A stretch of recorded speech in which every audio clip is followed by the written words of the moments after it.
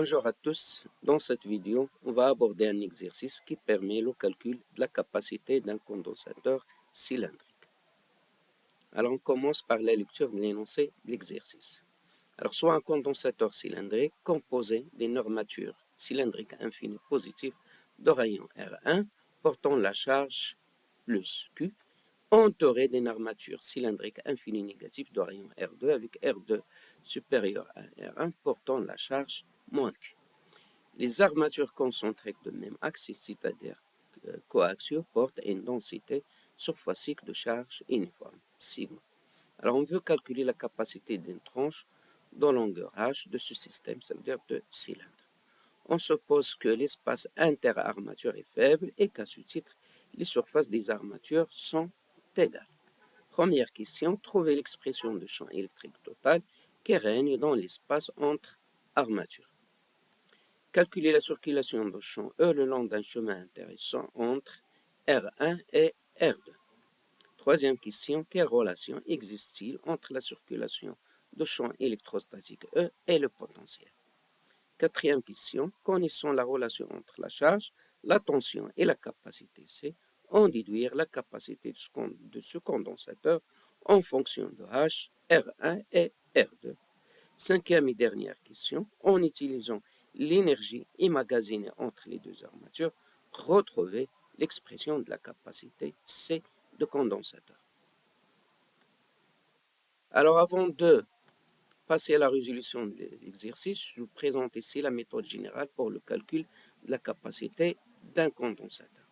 Alors pour calculer la capacité d'un condensateur, alors on commence par le calcul de champ électrique en tout point intérieur au condensateur en utilisant le théorème de Gauss. Donc on calcule le champ électrique en un point M qui se tient entre l'espace des deux armatures. Alors on déduit par circulation de champ électrique la différence de potentiel entre les deux armatures, soit V est égal à V1 moins V2 égale l'intégrale de E scalaire dl, avec V1 c'est le potentiel électrostatique de l'armature interne, ça veut dire de première armature, V2 c'est le potentiel électrostatique de l'armature externe, ça veut dire deuxième armature. E c'est le champ électrique qui est déterminé en un point M situé entre les deux armatures.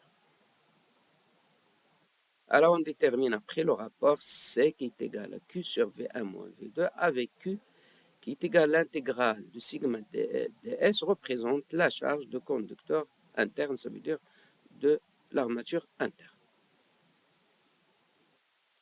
Alors première question, calcul de champ électrique en un point M situé entre l'espace des deux armatures.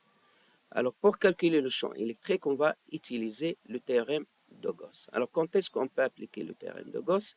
C'est lorsqu'on a une forte symétrie ou ce qu'on appelle la haute symétrie. Alors c'est-à-dire que le champ électrique, il est porté par un seul vecteur et ne dépend que d'une seule variable. Alors pour ce faire, alors on va faire une étude d'invariance et de symétrie. Alors on commence par le choix de coordonnées. Alors le cylindre présente une symétrie axiale. On adopte dans ce cas les coordonnées cylindriques R, θ, Z, de repères cylindriques ER, Eθ et E de Z. Alors étude de l'invariance. Alors comme le cylindre il est infini, la distribution de charge est invariante par translation selon l'axe OZ et par rotation d'angle θ autour du même axe OZ, ça veut dire qu'on a une symétrie cylindrique. Alors ce qui implique que la distribution de charge surfacique sigma de R, θ, Z ne dépend ni de θ ni de Z et ne dépend que de la variable R et par conséquent le champ électrostatique EM est égal à ER, Eθ et de Z ne dépend que de la variable R. Alors étude de symétrie. Alors on commence par l'élimination d'un plan qui ne passe pas par le point M. Alors le plan qui ne passe pas par le point M, c'est le plan Eθ et E de Z. Les deux autres plans qui restent sont les plans P1 qui est égal à MER Eθ et P2 qui est égal à MER EZ sont deux plans de symétrie de la distribution de charge qui passent par le point M. Alors par conséquent, le champ E il appartient au plan P1, il appartient au plan P2, donc il appartient à l'intersection de ces deux plans. Alors le champ il appartient au plan P1, ça veut dire que la composante de champ électrique suivant E de Z est nulle. Le champ il appartient au plan P2, ça veut dire que la composante suivant Eθ, elle est nulle. Donc, la seule composante qui reste, c'est la composante suivant E de R. Donc, le champ, il appartient à l'intersection de P1, P2. L'intersection, il est porté, donc c'est le vecteur ER. Donc, le champ E de M égale ER, E de R. Ici, en combinant l'étude de l'invariance et l'étude de symétrie, on trouve que le champ E de M égale ER, E de R, avec EM qui est égal à R, et R, il est compris entre R1 et R2.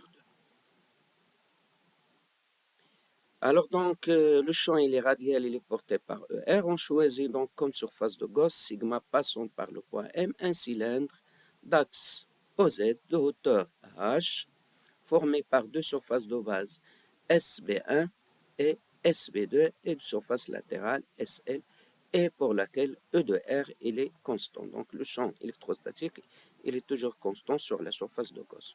Donc la surface de Gauss c'est la somme de la surface de base SB1, la surface inférieure, plus la surface supérieure SB2, plus la surface latérale. Alors, théorème de Gauss, l'intégrale de E scalaire ds égale l'intégrale de E scalaire ds à travers la surface de base SB1, plus l'intégrale de E scalaire ds à travers la surface de base SB2, la surface supérieure, plus l'intégrale de E scalaire ds à travers la surface latérale, égale la sommation de QI sur epsilon 0, où la sommation de QI sont les charges qui sont localisées à l'intérieur de la surface de Gauss. Alors, sur la surface de base SB1, on a E, il est toujours porté par le vecteur ER. DS, il est dirigé de l'intérieur vers l'extérieur, il est porté par le vecteur EZ. Donc, E, il est perpendiculaire à DS, ce qui donne l'intégrale de E scalaire DS égale à 0. Alors, de même, sur la surface de base SB2, le champ, il est toujours porté par le vecteur ER. DS, il est dirigé de l'intérieur vers l'extérieur, il est selon E de Z, donc EZ scalaire E égale à 0. Ça veut dire que l'intégrale de E scalaire ds égale à 0. Alors, sur la surface de base latérale SL, le champ E il est porté par le vecteur ER et ds également il est porté par le vecteur ER. Donc, l'intégrale de E scalaire ds est égale à E fois ds. Or, le champ E il est constant sur la surface de Gauss, donc on peut le faire sortir de l'intégrale, ce qui donne l'intégrale de E scalaire ds est égal à E, l'intégrale ds c'est SL, donc ce qui donne E fois SL, avec SL, c'est égal à 2P fois RH, c'est le périmètre fois la hauteur. Alors donc l'intégrale de E scalaire ds qui est égale à E scalaire S égale la sommation de QI sur epsilon 0. La sommation de QI sont les charges qui se trouvent à l'intérieur de la surface de Gauss. Alors ici c'est vu de haut, donc ça c'est la surface de Gauss. Donc les charges qui se trouvent à l'intérieur de la surface de Gauss sont localisées sur l'armature interne, ça veut dire sur le conducteur 1 de charge plus Q. Donc la sommation de QI égale à plus Q. Donc ESL égale à Q sur 2P epsilon 0. On remplace SL par son expression sur 2P fois RH, donc ce qui donne E égale à Q sur 2P epsilon 0 RH fois le vecteur ER. Alors, calcul de la circulation de champ E le long d'un chemin entre R1 et R2. Alors, la circulation du champ le long d'un chemin entre R1 et R2 est définie par C, l'intégrale de E scalaire dl entre 1 et 2. Alors, le champ E il est porté par ER. Étude de l'invariance de symétrie a montré qu'il est égal à ER. dl, c'est l'élément de déplacement du vecteur EM, donc il est égal à dr fois ER. OM, c'est RER, donc dr, c'est le vecteur dr qui est égal à dl, c'est dr fois ER. ER scalaire ER sur 1, donc ce qui donne la circulation C, c'est l'intégrale de ER dr entre R1 et R2. On remplace ER par son expression qui est égale à Q sur 2P epsilon 0 R fois H. Or, la quantité Q sur 2P epsilon 0 fois H, il est constant, donc on peut la faire sortir de l'intégrale, ce qui donne C, la circulation du champ, est égal à Q sur 2P epsilon 0 H log de R2 sur R1. Alors, différence de potentiel entre les deux armatures, V1 moins V2. Alors, on sait que le champ E est la circulation conservative. Il dérive donc d'une fonction scalaire V, qui est le potentiel électrostatique, ce qui donne E égale à moins gradient de V. Alors, l'étude de l'invariance a montré que la distribution de charge surface X sigma ne dépend que de la variable R et pareil au champ électrique, le potentiel électrostatique alors ne dépendra également que de la variable R. Donc Vm égale à Vr θz égale à V de R.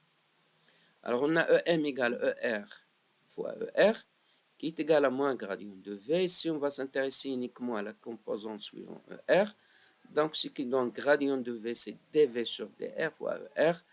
Alors par identification, on aura ER égale à moins dV sur dR.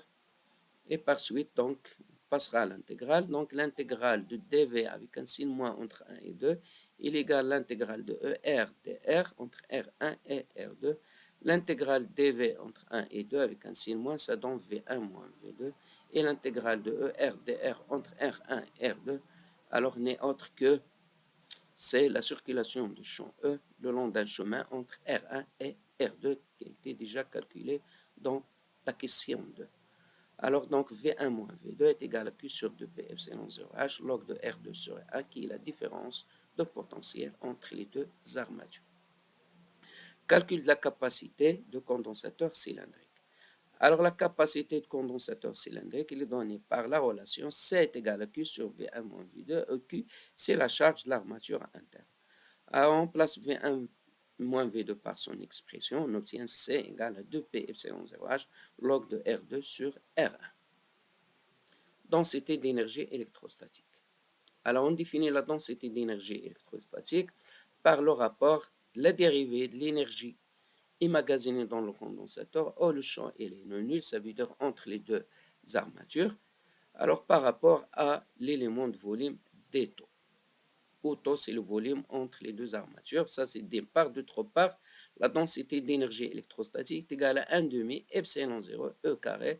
Avec epsilon 0, c'est la constante diélectrique dans le vide. E, c'est le champ électrostatique non nul qui se trouve en un point M situé entre les deux armatures. Alors, donc, ici, on peut tirer WE qui est égal à l'intégrale de 1 demi epsilon 0 E carré d'éto à travers le volume V. V, c'est le volume, alors, entre les deux armatures, dans l'espace entre les deux armatures. On remplace E par son expression, donc ça donne Q sur 2P epsilon 0H sur R, d'éto c'est R dr dθ dz, donc ce qui donne WE, c'est cette quantité fois l'intégralité dθ entre 0 et 2π, dr sur R entre R1 et R2, dz entre 0 et H. Alors, donc, on obtient W de E, 1 demi Q carré, log de R2 sur R1, 2π epsilon 0H. Ça n'est pas d'autre part, donc il est égal à 1 demi Q carré sur C. On y déduit que la capacité C condensateur égale à 2π epsilon 0H, log de R2 sur R1. Alors, remarque, alors si R2 est égal à R1 plus E avec E qui est très inférieur à R1, alors on obtient que C est égal à 2P epsilon 0 sur H sur log de R1 plus E sur R1. R1 sur R1, ça donne donc C1, donc ce qui donne c'est 2P epsilon 0H log de 1 plus E sur R1. Or, E sur R1, ça tend vers 0, donc on peut faire un développement limité ici, donc log de 1 plus R1, ça donne E sur R1 à l'ordre 1, ce qui donne C est égal à 2π epsilon 0H R1 sur E. Or, la surface de l'armature interne de rayon R1 est S égale à 2π R1 fois H. Donc, on va remplacer 2π R1 fois H par S, ce qui donne C égale à epsilon 0 S fois E. Donc, ça, c'est analogue à la capacité d'un condensateur plein. Et merci pour votre attention.